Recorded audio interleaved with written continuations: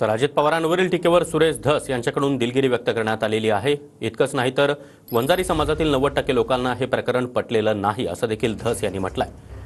राज्यपालांकडे धनंजय मुंडे यांच्या राजीनाम्याची मागणी केल्यानंतर सुरेश धस हे माध्यमांशी संवाद साधतायत। वंजारी समाजाच्या लोकांना देखील या गँगचा त्रास असल्याचं सुरेश धसांनी म्हटलंय।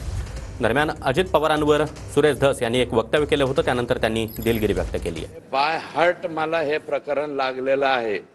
ज्या पद्धतीने मी प्रकरणावरच बोलतोय, प्रकरणाच्या व्यतिरिक्त बोललो तर तुम्ही माझ्या कानाला खडा लावा, परंतु या प्रकरणाच्या बाबतीमध्ये काय होतंय मला काय कळत नाही। माझं बाय हार्ट मला ते लागलेलं आहे। ज्या पद्धतीने संतोषला मारलेलं आहे, संतोषच्या खुन्यांना निश्चितपणे सजा झाली तोपर्यंत मी या बाबतीमध्ये बाय हार्ट जात असल्यामुळे जाते। परंतु बावनकुळे साहेबांचे पीए अनिकेतजी यांचा मला फोन आलेला आहे, उद्याच्याला मला ते वेळ देतो म्हणाले।